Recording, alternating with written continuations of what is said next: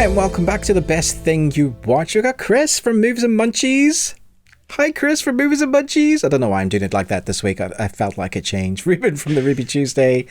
We both have beards, which is why we have a Patreon called The Bearded Ones. And at the moment, our Patreon is £1, which is about $1.50. And we've got so much content on there. This week, we're going to be doing 2. So you're going to get 2 for the price of £1, like 2. Normally we do 1, or we do like 1 in a TV series, but this week we're doing 2. And what are those that we're doing for Patreon for £1? We've got our top 5 vampire movies and our top 5 assassin movies. We've had some assassin movies. Yeah, I'm looking forward lately. Yeah, I'm looking forward to this. I think we're gonna we'll have some of the same, but some will be different. So if you want to check that out, if I have to keep saying it £1, subliminally, it'll get into your mind. You'll be like, I remember that Patreon. It's just £1, right? If I flash it up in it, like, can you, in the edit, Chris, can you just do £1, like, really quickly, so it's right in their mind? Oh, like as a frame, just a just a single frame. Yeah, not boobies, Chris. Just a £1. Oh well, I have been doing that, so I'll just have to change. Okay, I knew it. That's why my boobies have been getting bigger.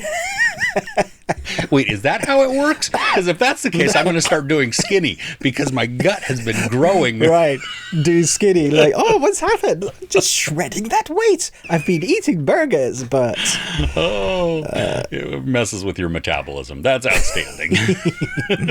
How are you, Chris? How's your week been? It's been, you know what? Surprisingly, the week was good. The viewing was just kind of I mean, it was, there's not much that's going to be on that bubbles up to actually be the best thing I watched this week. I don't want it to be, well, this was mediocre, but it was better than everything else. That's fair. Yeah. I understand that. Yeah. How about you? Yeah, I mean, I've had a fairly good week of watching, a lot of which I didn't review. I thought I would save a lot of stuff for this week, as I've been spending more time in my edits and then waiting for those that really want to listen to what we've got to say on the new things that came out on here, and then we can go in detail if we want without doing spoilers. Nice. Unless we do spoilers, which we will give you ample warning ahead. Yes. And I said doo-doo. Yes, we are 12-year-old boys. So never grow up. No. I'm a lost boy. Yes. Oh, awesome. Oh, well, as is the custom, we do a movie quote quiz, and then you ask some questions. At least that is the custom right now. It used to be the other way around, and I haven't been fired yet. So should we talk about the winner and last week's answers before diving in? Cool. Sure. Okay, so Nostromo regained the crown. Last week, when we were recording, it was Rex Manning Day, which was appropriate. The quote was from Empire Records, which is just a cult classic movie if you've never seen it. The next one, Scott Pilgrim versus the World. Talking, for some reason, is hard today. And the last one, 13 Hours. So if you got those, cool. If you didn't, well, cool. Time for a rewatch of any or all of them. Okay. Today's quiz. You ready? Yeah, let's do this. Okay, let me back up for a little bit because I got to be loud for the first one. I might even do some. I'm backing up as well. Yeah, okay. I'm going to do some body movements because it just works. Okay, cool. Okay. I'm sailing. Well, it's not Titanic, so... Well, it might be. Okay, number 2. I know this sounds crazy, but ever since yesterday on the road, I've been seeing this shape. Shaving cream, pillows. Damn it, I know this. I know what this is. This means something. This is important. Okay, I think I know this one. Okay. Yep. Last one. No, you don't have people killed. I have people killed. I'm the bad guy, remember? Good quotes. Where are you finding these quotes? They just pop into my head. This one actually has a theme to it. Somebody had asked at one point, I think it might have been Elijah Talbot, who was like, how do you come up with these? What's your thought process in them? And most of them are random. Always, you know what I mean? It's a stream of consciousness type of thing. This one started out stream of consciousness, and then But then I thought, you know what? I'm going to make it actually a theme. I'm going to deliberately choose from something. I'm not going to tell you what that theme is because then that gives it away. But anyway. Yeah. Cool. Nice. Okay. Do you have a question for us? Yeah. Name 15 Leonardo DiCaprio movies.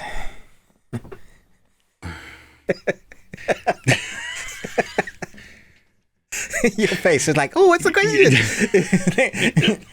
No, you have to think now, Chris. We can do it together. Okay. We can do it together. Okay, let's see here. So we got Titanic. Right. We got Inception. Yes. We've got Killers of the Flower Moon, which has not come out yet, but it is going to. Cool. That it's 4 hours and something long. Yeah, which I'm going to actually talk about that a little bit in my news because it's just, yeah. Let's see here. We have The Departed, Gangs of New York. Nice. What's Eating Gilbert Grape? Yeah, that's excellent. Love that film.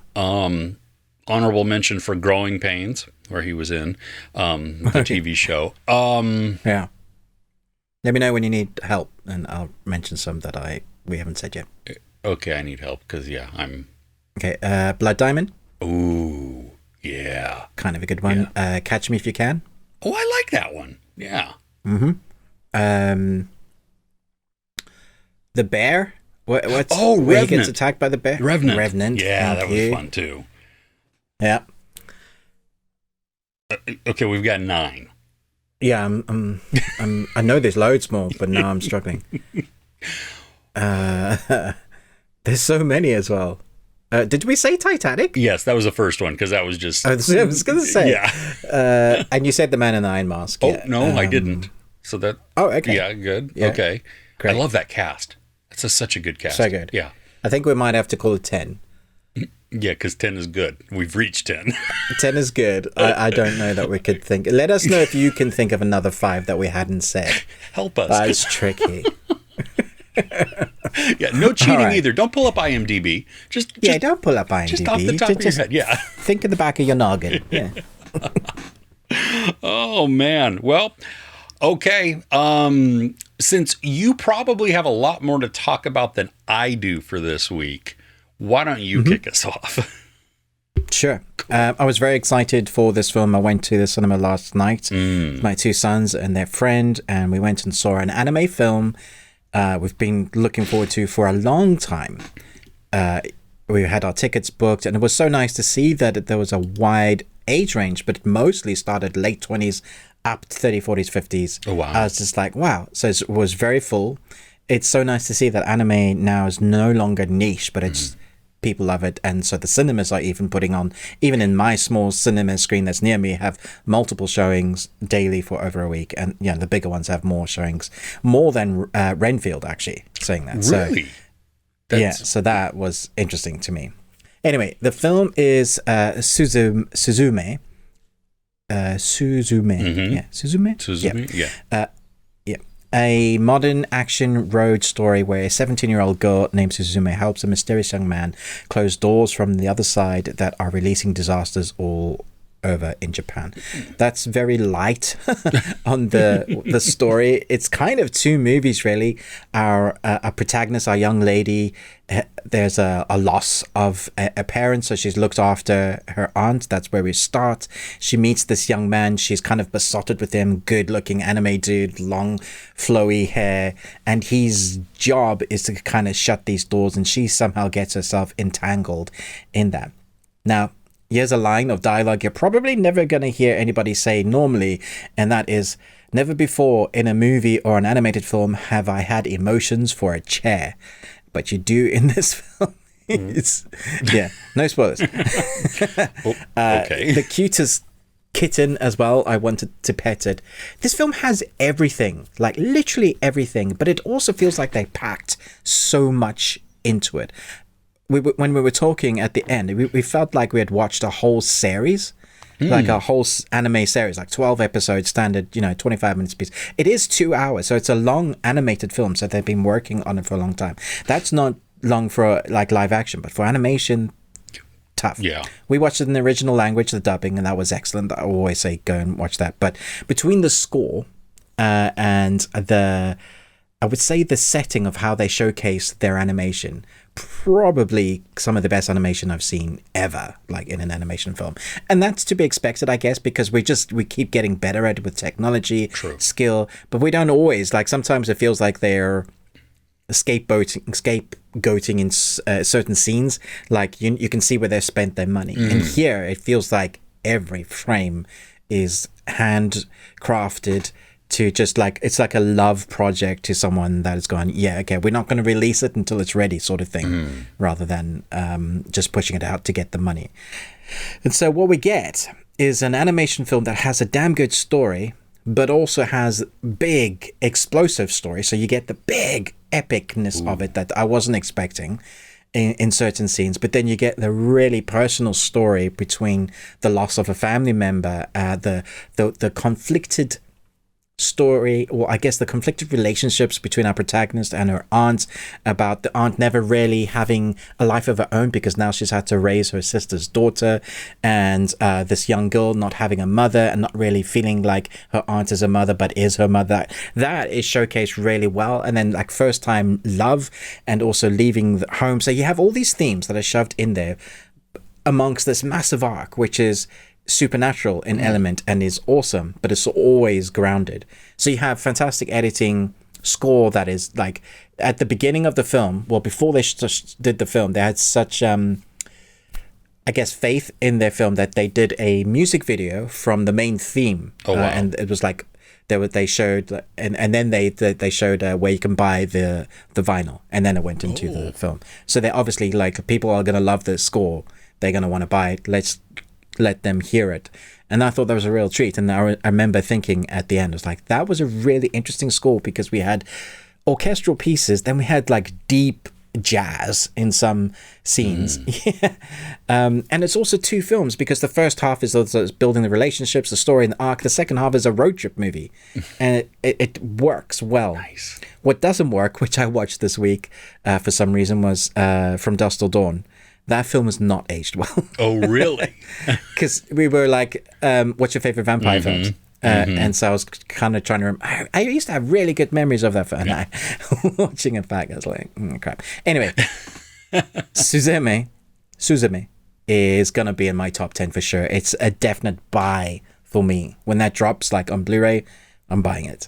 It's that good. Well, I saw online this week a bunch of tweets where people were either looking forward to it, or they were like, oh my gosh, I can't wait to see it. And then I saw a couple that, like, me not even knowing anything about it, I would see like a still and I'm like, oh, okay, well, so it's in an anime, cool. But they were like, this is my favorite movie of the year. And I'm like, wow, that's... Yeah, I mean, all of us, like all four of us came out going, that was great. Like, really good. That's so good. I mean, that's awesome. That's the experience you want, Yeah. I mean, that, like, it came out, I think of Everything Everywhere All at Once last year, coming out of that going, whoa, that was so good. And I didn't necessarily expect it to be, or I didn't know what to, something like that. So that's awesome that this is a good, I'm going to have to check this out. I think this is playing near me. So, yeah. No doubt in my mind that this is going to be up there. Like, when it comes to, oh man, why don't these anime films get nominated for Oscars? Like, they never do, but they're as good as any Pixar film, 100%. Sometimes a lot better than The Helping that we got that year. It's just, it's weird. Yeah. Yeah, and I'm honestly a little tired of the whole obligatory Pixar nomination. Yeah, come on, man. There's so much animation out there that is awesome. Yeah, and I lately, I mean, the Pixar movies have not been worth it. Yeah, I think. Yeah, exactly. So, Suzume has the emotion that I want. Also comedy, but not like jokes comedy. Just what the characters are doing are funny. The situations that they find themselves is funny. Because it's so real. And I think that's where this film, you have the fantastic nature of it, the supernatural elements, but because it's so grounded in real people, you feel like you're watching real people. It's just animation happens to be the medium that they're showcasing it in, which is what I want. Yeah. Excellent. Cool. Well, I'm glad you had fun. I'm glad the kids had fun too. That's outstanding. Yeah, it was really good. Yeah. So what's top on your list, on your short list? On my short list, which is a very short list, but I think it's going to be on your list as well. But it is The Last Kingdom, Seven Kings Must Die. I'm actually downgrading my score from 4 to 3.5. Are you? Okay. Yeah. Okay. Well, so this will be interesting. I can admit that there are rushed portions of the story, that there are pieces that are kind of even ignored. You know, I think really they could have done a 6th season of this. I think they could have done a miniseries. Yeah. Like 3 episodes or something. Yeah. Yeah. I loved, though, going back to the world again. I mean, it's just wonderful. It's like seeing friends again. It really is. Especially like it starts out with Finnan narrating, and it just, oh yeah, okay, awesome. And I mean, I like that this at least wrapped up the storyline. You know, that we have this story that we had for 5 seasons of Uhtred, and just his quest with his friends and trying to. His dream of a united England or a united country, a united kingdom, however you want to look at that. And watching that get to just at least play out. So when it ended, I felt satisfied with it.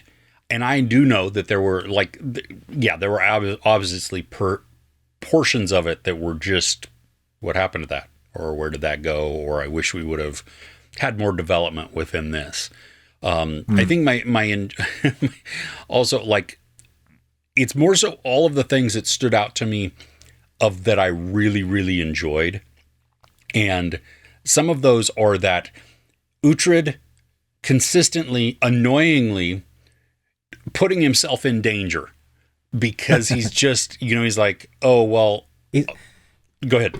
That's his character, that he can't help himself. Yeah. It would have been weird for them to have changed his character and gone, no, I'm getting older. Let's leave it to the young ones, which, I mean, he could have. And that was actually said in the film at one point. You know, one of the characters said, why not let your younger members go and do this? And he was like, no, not leaving it to them. This is, I gave my promise. Yeah, exactly. And that's what I love about that. I mean, even though it is that frustrating of like, dude, you create so many of your own problems because you keep putting yourself back into things, or you keep promising things, and then your honor won't let you not fulfill those, you know? But really, I mean, that final battle sequence was so enveloping. I mean, when just watching them, you know, I mean, they both do the whole shield wall which is interesting because you now have 2 armies facing off each other that are using a lot of the same mentalities. Similar tactics. Yeah.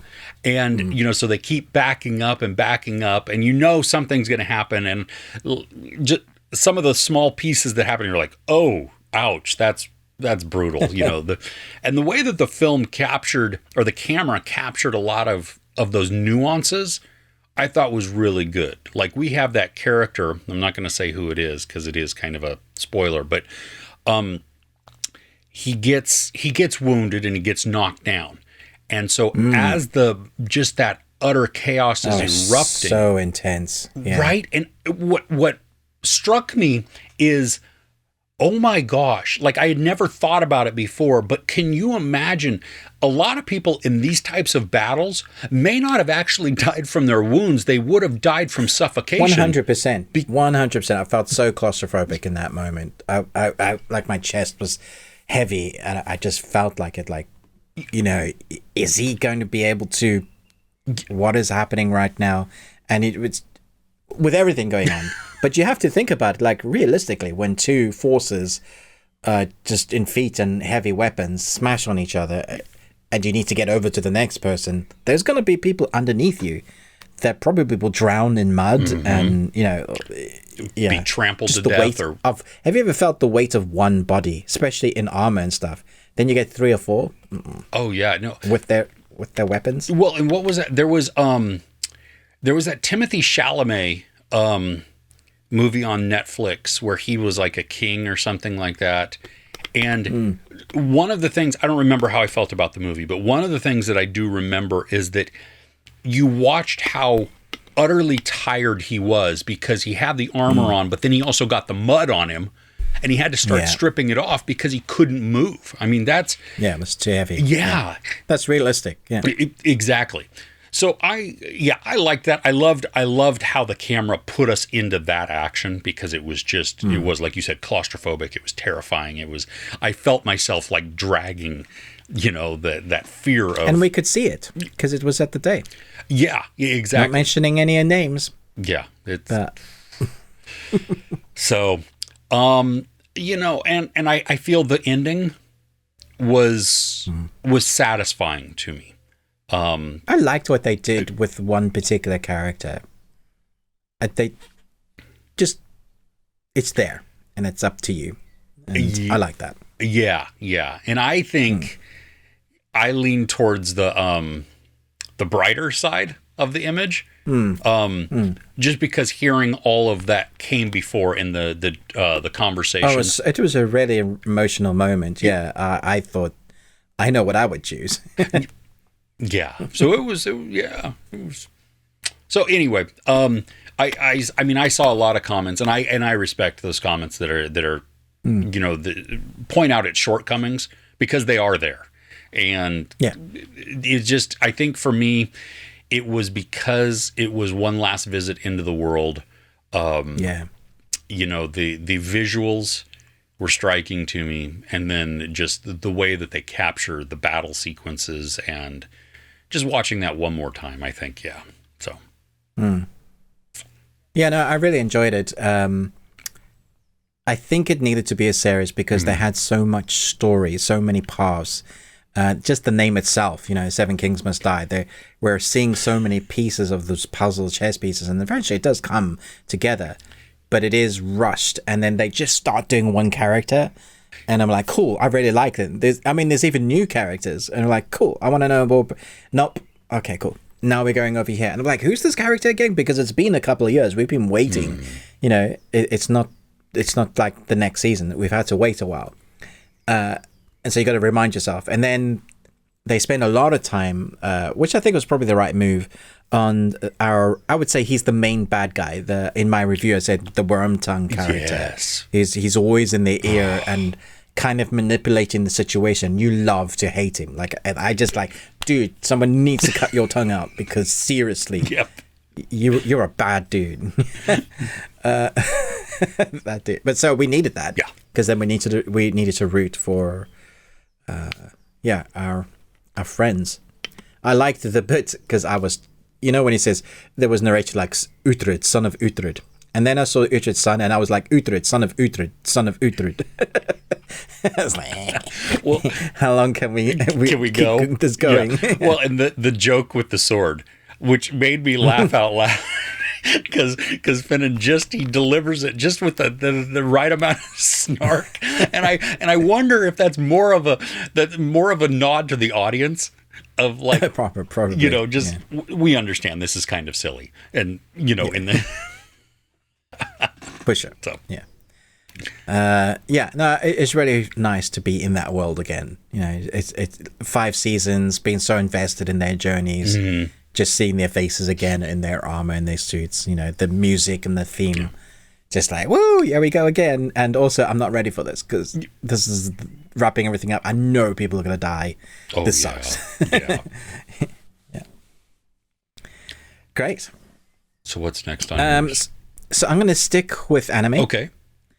Yep. I'm going to talk about, I know you don't watch a lot of anime, Chris, but you really need to get onto this, Chris. Okay. You need to sort this out.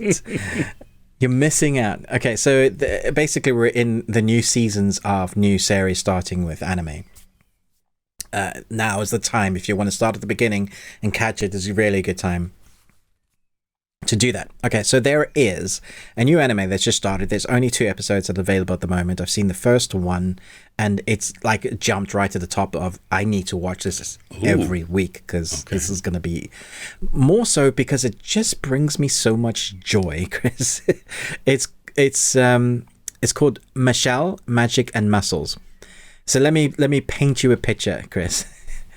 Harry Potter, right? Uh-huh. Like 100%, if it's Harry Potter anime world, everybody is born with magic. Every single person. Oh, wow. Has an ability, a new range, and so they use magic lazily, stirring a cup of tea, opening a door, that kind of stuff. Like, it's just everywhere. But then you have one dude who's born without magic, and so he gets adopted because he gets abandoned as a baby because he has no magic. There's no symbol on his forehead, so he needs to die. So the parents abandon the baby. Another dude picks him up and goes, oh, well, I've got weak magic, we can help each other. So he raises the kid as his own son. And so we start when he's a young man, young teen, and it basically teaches him muscles. So like training, like bodybuilding, that kind of stuff. Like he makes him do circuits and, so many. He says, this is what you need to do every day. Because he needed to give his son something to live in the world. He just thought if he could get by without being decimated all the time. The thing is, do you remember One Punch Man? Yes. If you took One Punch Man and you put him in this world, that's what you get here. Oh, because funny. when he's confronted with like these super powerful wizards who are like, you have no power. Here's my ultimate power, and they're doing their wands because they use wands as proper Harry Potter. And they do like a big orb power thing, and he just goes boom, he like knocks it away. He at one stage he grips a guy like he's gonna do a judo reversal and like throw him, but he does it too quick, so his clothes just rip off. He just like rip. So he's like, there's a scene where his dad's getting beaten the crap out, and he's not gonna be able to handle that, so he's gonna come in and intervene, but he doesn't know his own strength, so he doesn't know like which way the door opens in or out. He just kind of rips the door off, and his dad's like, what are you doing? No. It's like, sorry, Dad. He's a bit thick, but he's incredibly like the character you're rooting for. Like, that's one episode, and I'm like, I am in. Like, sign me up. Like, weekly. I can't wait to watch the next episode. It's so good. So it's like, I looked it up on IMDb. It's on Crunchyroll? Is that Crunchyroll? Yeah. All right. Well, I love. It always made me laugh with One Punch Man, where it was always the letdown when he's fighting the universe destroyers, and he's like, please be strong, and he just like, dush, yeah, and they're like explode. And sometimes he doesn't even use his full fist. He's like a pinky, and he's like the big sigh. Oh. And then when you find out like what he needs to do in order to get, like, how do I get to your strength? It's 10 kilometers run, 100 push-ups, and it's not even that much. I'm like, that is not right. That wouldn't make you stronger than any god in the world. Yeah, so it's basically a One Punch Man meets Harry Potter in anime form. Fun. And yeah, that's good. Now, did you is this sub or dub? I watched subtitle. Okay. I presume the dubbing will come out, like, we'll catch up a week. Oh, normally sure. It takes like a week for them to dub it. Yeah. So okay. They're on their second episode now. So yeah, go check that out. Definitely just get a trial of Crunchyroll. You know, you can get those free trials, or just get the free version if you don't mind watching ads. You can do that. Nice. But so good. Yeah. Sweet. Okay. Yeah. So you've talked about this because you've been watching it weekly. I just watched all of the episodes that are available this week. Did you catch up? And so what I'm talking about is this is going to be interesting. The Mandalorian. Now, yeah. I might piss a lot of people off. Okay. I think the danger of watching it week to week, at least in the comments that I've seen, like over the last several weeks, because there's been a lot of people that just, they don't like the story. They don't feel it's going anywhere. For me, watching it all as a chunk through episode 7, I think. Yeah. Yeah. You see all of the foreshadowing that's been building. This has been. But this is on them then as well. This is on Disney. Oh yeah. Because then they should have released 2 or 3, so you get a chunk of the story and the idea of how they're trying to tell the story. I think though I think audiences need to sit back a little bit and just give it a second. You know what I mean? Like you're not going to figure it out necessarily right off the bat. And so let the story play out versus trying to know exactly where you think it's going and then either be disappointed that it's not going that direction or just disappointed that you can't figure it out. Because, I mean, I do think, as a shortcoming, I think that some of the foreshadowing is way too obvious. But there's still like one mystery in there that, at least unless I missed it, that that I'm intrigued by. But we have to do with the Mandalorians, yeah.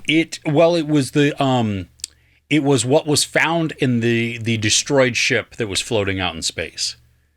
I think that was like 2 episodes ago or something. So I was thinking about what was found in the water on the planet. Oh, now see, I like that, and I think that like that was really cool. I don't know, like it has me questioning still allegiances. Yes, you know, which I like because it creates some conflict with me as I look at characters and is whether or not I root for them. And I know we're being totally vague because I mean, if you're like well, it's just come out. Well, yeah, but if you're also like me who hasn't seen it, I mean, I enjoyed even when you talked about it, you didn't tell me spoilers, you know, and so that was I won't. Yeah. So this was good. I mean, I'm loving the series. I think the storyline is so good because it is nuanced, and you have these stories like I think it's episode 3, which starts off with the Mandalorian and ends with the Mandalorian, and then has this really long section on Coruscant, but that is so necessary for all of these pieces that keep coming in small chunks as we get there, because without... And a lot of people complained about that episode because they were like, what's this got to do with the Mandalorian? It was like, but you can't see that yet. Obviously, it's going to come later. That character, they need to establish who that character is or what they're doing. Yeah. Right? Because if there's a motivation or if there's an action... And then all of a sudden, but you're not shown all of that, and you're not given some backstory and to learn some treachery or to learn some scheming or planning or alliances and allegiances.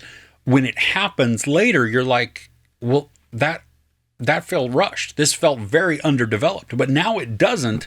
And that's where my my critique comes in. My negative is because I think that was it's telegraphed too much in there.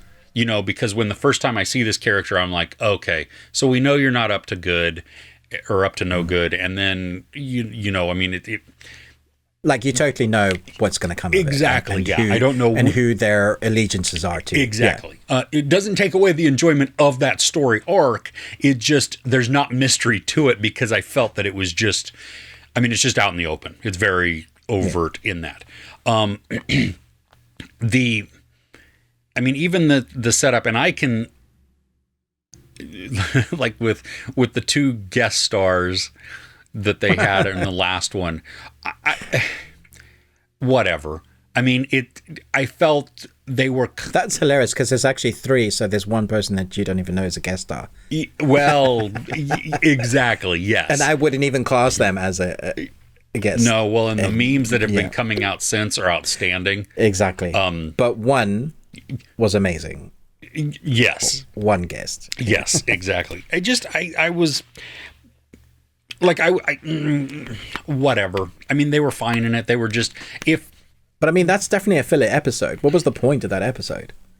Because it lets us, apart from the location of, well, and it gives clues into the oh yeah, this stuff happening around the edge. Well, and the Din kick somebody, right? Yes. Okay, that's the important piece there, but we have to know why they're there and what they're doing, because they just, you know, for them to stumble upon it, they would just keep going, because why would they even care? And so that's why, every bit of this series has been building on itself to get to the point that we are at, so that it feels complete and so that it feels like... But you've seen the 7 episodes now, so knowing that there's only 1 left, do you think they've left it too late? They've been building, and then it's all got to wrap up for one. Because if you've seen all the information, I'm talking about like the whole story now. If you've seen all the new information coming out, I don't know that we're going to get another series of Mandalorian. I think we might. There is definitely a movie, the Mandalorian movie coming out, and some of those characters I think will be in subsequent, probably like Ahsoka, and some of the other Star Wars movies, because they seem to have.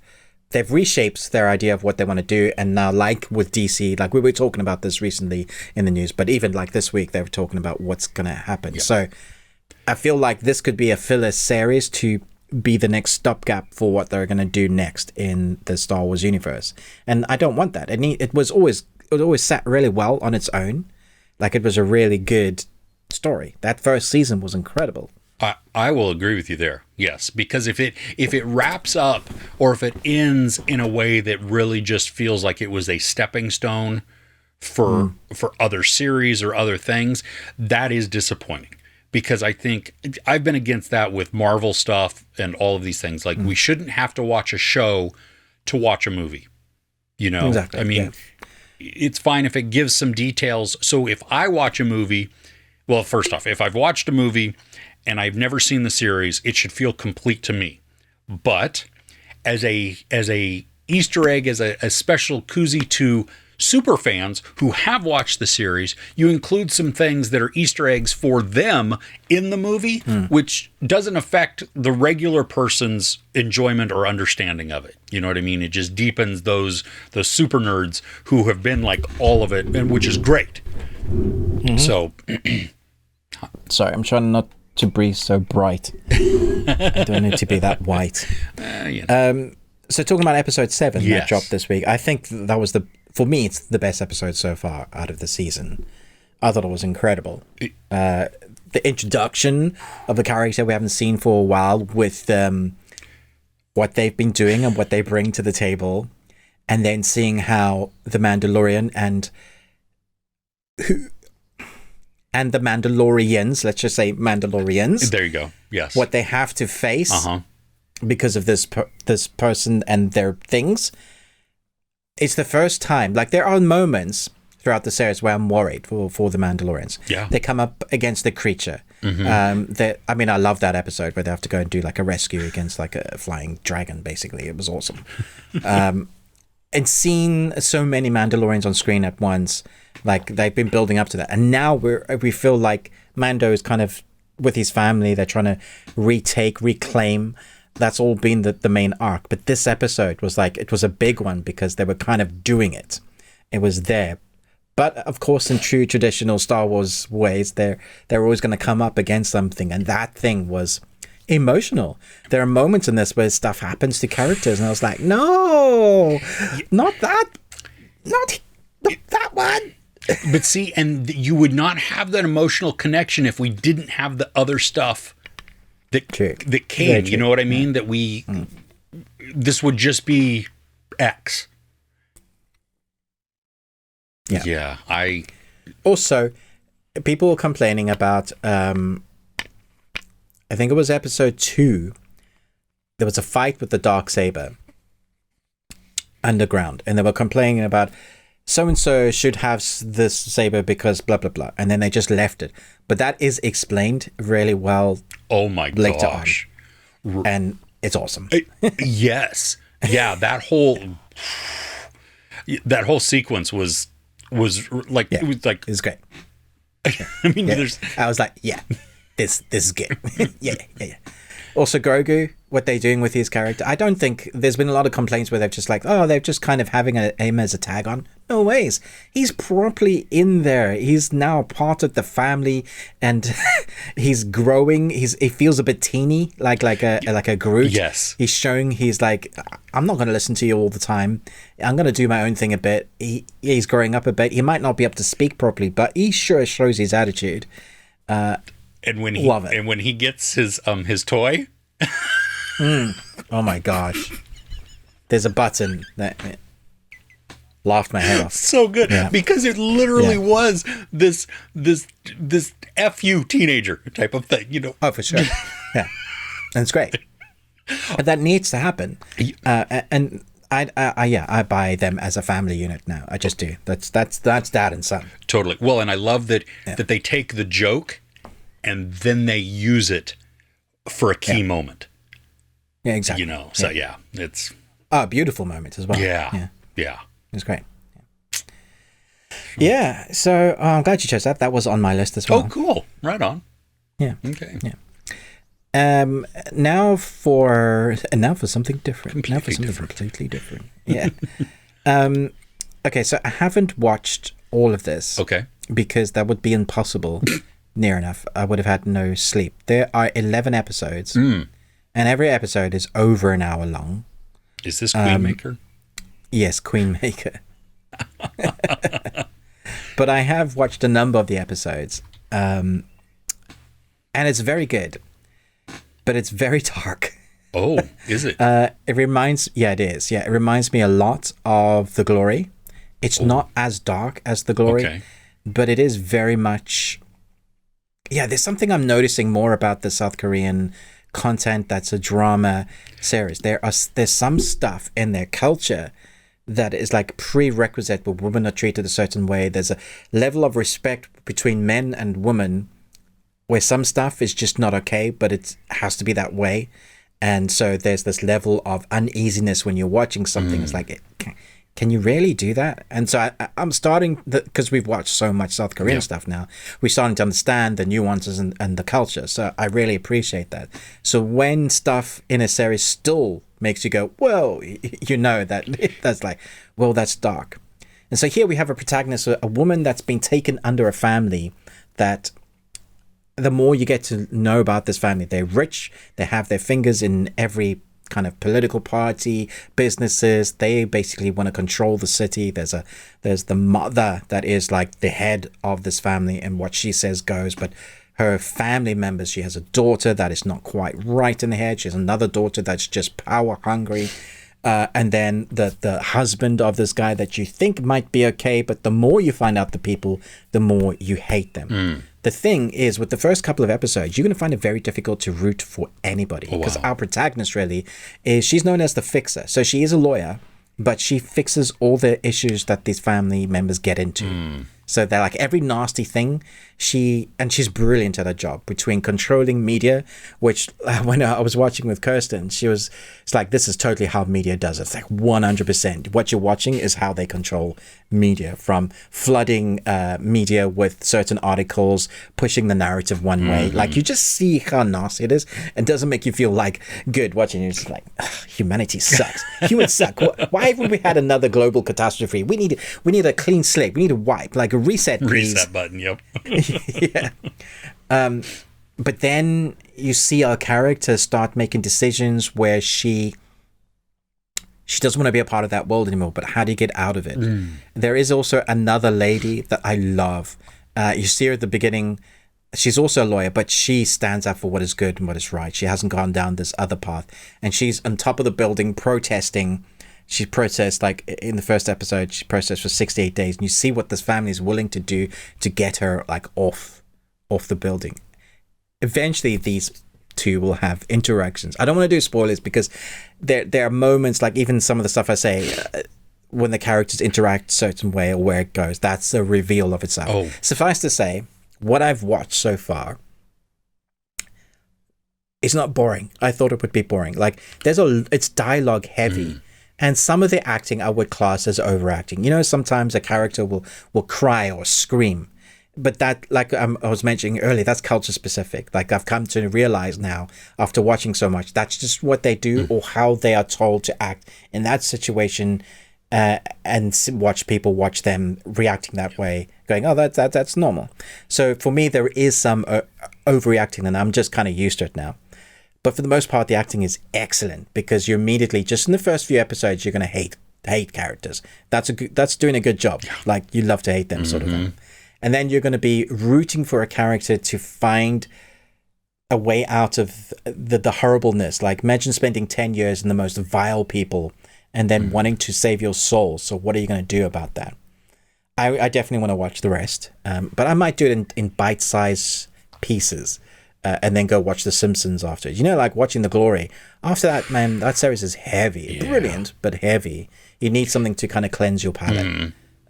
So I definitely want to stick this on people's radar. I can't give it a rating or anything because I haven't watched all of it. It'll take me a few days yet, but very good. Outstanding. Yeah, this was on my list. And didn't get any screeners, so it was like I did email and they said there's no screeners, and I was like, okay then. yeah. And I popped on Netflix yesterday, and I looked at it and was like, okay, that's a lot. That's a day.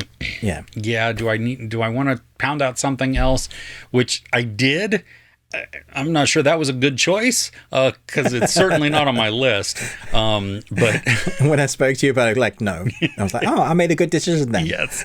Yes. So, yeah. Okay. Well, I'm glad that it's good so far. But I do get the heaviness and I need to take a break for my own just sanity and for my own outlook on life. You know what I mean? Like I need to switch gears, watch something that lightens my mood, and cool. Well, I did watch a movie that is definitely lighter. This was it's a couple years old. It's been a little while since I've watched it. The kids came over, and so we just wanted to watch a fun movie together, and it's one that none of us had seen for a little bit. But it's Jason Bateman and Rachel McAdams, Game Night.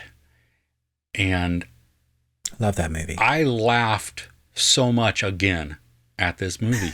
I just, and you know what's coming. I mean, it's familiar, but because I've already seen it several times. But the humor, the interactions, the comedic timing between all of the characters and when they insert their lines is just outstanding. I mean, glass tables are acting very weird tonight. As people like just the ongoing gag of like landing really hard on glass tables and them not breaking. The whole cast works really well together. Bless you. That Billy Magnuson and Sharon Horan together, I mean, him being such a dolt.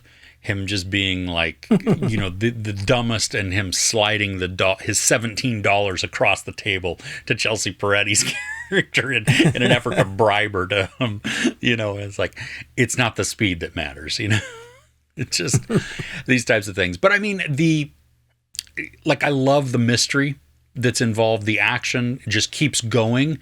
They found a really good pace to it because it's quick.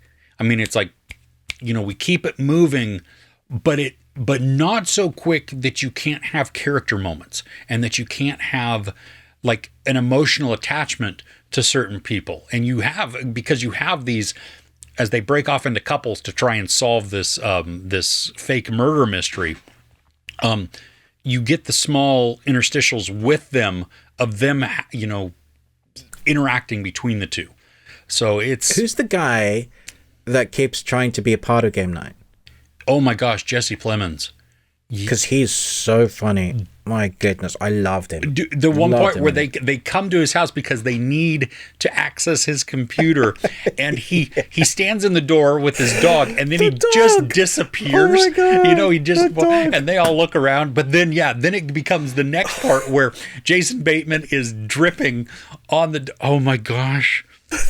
The dog, and the more they try to rub the white poodles, that it just it stains. I mean, from bad to worse to horrendous. I'm gonna have to watch that again. I love that film. Yeah, I like doing a duo with Game Night and Date Night, and both make me laugh a lot. It's been a really long time since I've seen Date Night. That's isn't Mark Wahlberg in that where he's like always shirt off? Super buff, shirt off. Like, why is your shirt off? Like, which one? I don't know, man. What am I gonna be? Yeah, no, it's good. Some of the camera work in Game Night is a lot of fun too. There's one scene where they're being chased through a house, and it is edited at least to be like a continuous take, and So Damn it, that settles it. I'm going to stick that on tonight. dude, you will be happy because it's so much fun there.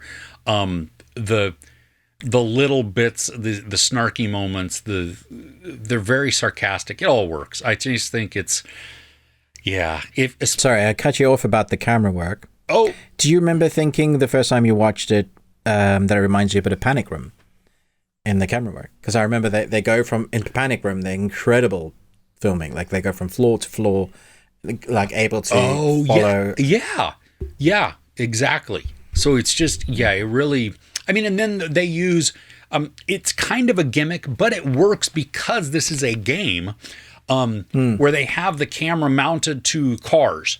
So when the car goes, it looks like a radio controlled car, something like that. I mean, it becomes a little fake looking, which is perfect for the scenario that we have. I mean, would they do when they zoom in certain scenes, they come in and it's a technique where you blur the outside of edges and you make it, you sharpen things up, and then you drop some of the frames, and so it makes it look a little fake, like a tiny town type of thing, or so just all of the little techniques that they use, I really enjoyed, and it was so fun to we laughed as a family again because it was it was ridiculous. A couple weeks ago we watched Tag for the first time in a bunch of years. Again, laughing out loud. Both of those game movies coming out the same year, I think, like really close to each other. But yeah, I think you'll laugh again. It'll put a smile on your face. For sure. And those are the type of films that I think no matter how many times you've watched, they're good to watch. It does you good to watch them. Exactly. Yeah. So what's next on your list?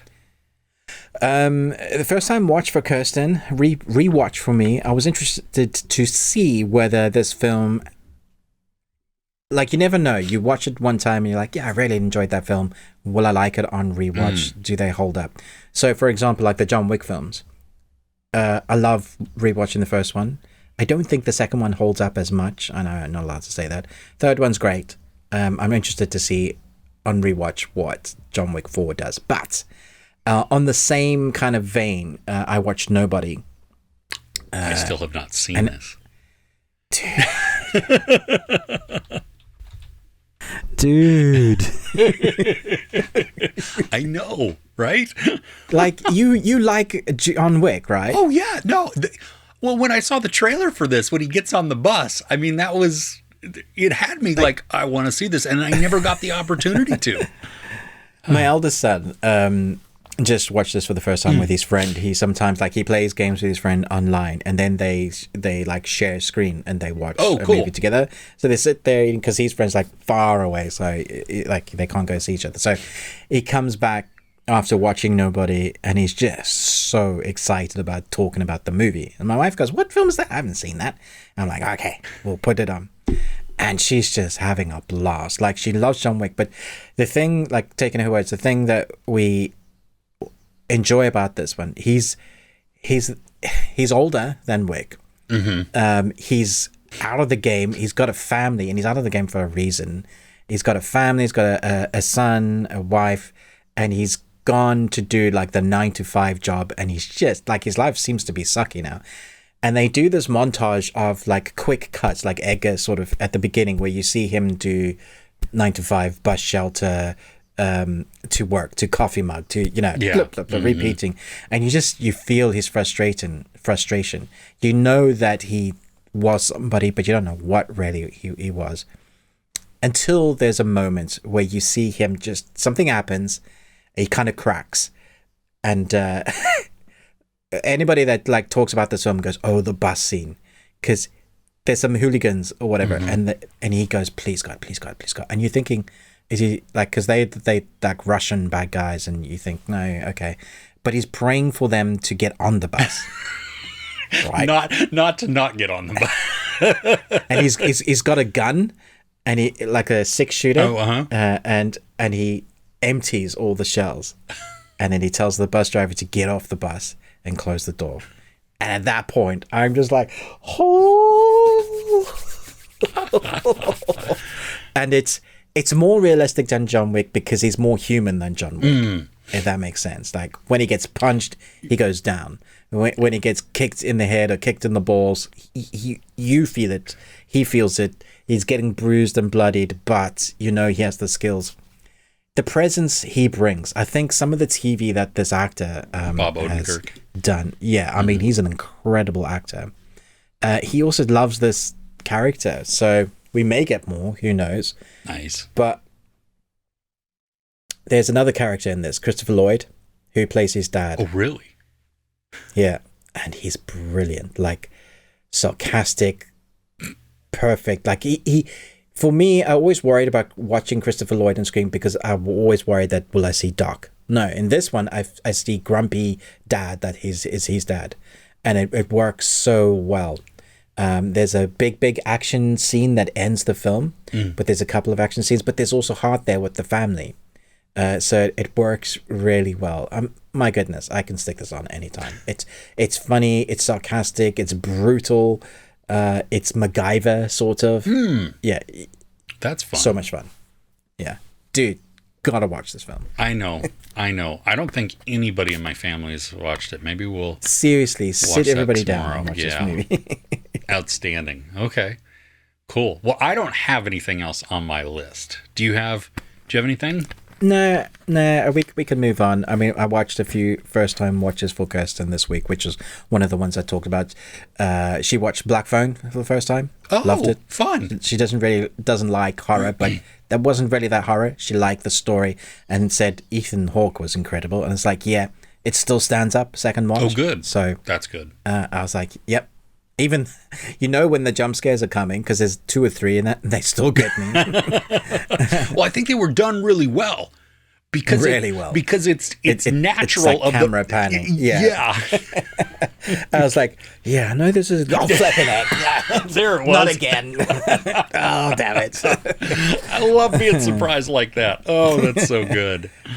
Nice. I'm trying to convince my son to go and watch, my younger son to go and watch Evil Dead Rise with me. And he's like, is there like torture in that? I said, probably, because there's like contorted bodies. And he's like, yeah. He does horror, but he doesn't do torture. Like, I've been seeing... I need somebody to go watch that with me. A lot of people have been got screeners, that they were having screeners in their area, and so they got to go see it early and stuff. And mine, none in my area. So I bought my tickets for this coming Thursday, and we're all going to go and watch it. And I'm excited. Like blood and gore. I don't know if I can handle watching that myself, Chris. Well, this one, when you take the Evil Dead movies that have come previously, at least 1, 2, and Army of Darkness, those are campy and silly. Yeah. You know what I mean? Yeah, this does not look that way. The teaser trailer where they talk about or they show a cheese grater, I'm like, okay, yeah. that. Like, how much of this movie am I going to be able to watch, Chris, without me going, nah. Yeah. Exactly. I'm out. Turn my head away. Bring my duvet. You know what? That's what I'll do. I'll bring my duvet in the cinema. Just hide under it. Just cover yourself up there. Yeah. Yeah, absolutely. Yeah. Well, all bundled up walking in. Yeah. With the popcorn going everywhere. Mr. Bean style. Yeah. Oh my gosh. Yeah. No, I think, I'm looking forward to it. This is one that I'm like, I don't know what to expect from it. And I don't know if I have any expectations really for it other than I hope that it freaks me out. Like, or at least unsettles me, because of the, not so much the gore, but the feeling that comes along with the setup of that. So, cool. Yeah, you enjoy that, Chris. Yeah. I hope I will. Yeah. But hey, we thank you for joining us. You can always get more of this by tuning into the podcast, the audio version of this. We've linked it in the description. But more. Please, sir, may I have some more? Yes, you can.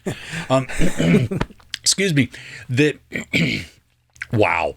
We do a movie review of a movie that we either haven't seen ever or one that we've not seen for a really long time. This week we're doing an anime which I had never seen. I have some thoughts on. Can't wait to discuss this with Ruben.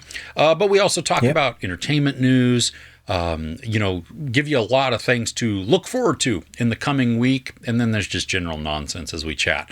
So you can please head over there, and in the link in the description below. Wow, talking was difficult there. Anywhere basically you listen to podcasts, you can find the best thing we watched this week. And if you happen to go there, please rate and review us. That would help us out. Do not forget that for a pound, $1.30, $1.50-ish, something like that, you can join into the first tier of our Patreon, patreon.com/thebeardedones. That's in the description also, so that you can just click on it. You don't even have to type. But we have a bunch of new content in there. We have a few things that are outside the paywall so that you can just see what we get up to there, in case that entices you to help support. That goes to offset the cost of production for this, because there are costs involved, actual hard costs. I mean, it's just a pound, Chris. It's a pound. It is. And the quality of the content, I think, is worth a pound. Well, it varies in quality, depending if we can speak incoherent sentences. Yes. Well, this is true. Most of the time, we're coherent. So, but there's a lot of different stuff in there of wide variety. So, I think that hey, like, share, subscribe. That's what it is. This is YouTube. Like, share, subscribe. Please smash that like button like it's 2020 or 2015 or 2012. I don't know. Yeah. But Ruben with the Ruby Tuesday, me, Chris, Movies and Munchies. We thank you for listening. We'll see you next week. All right. Take care.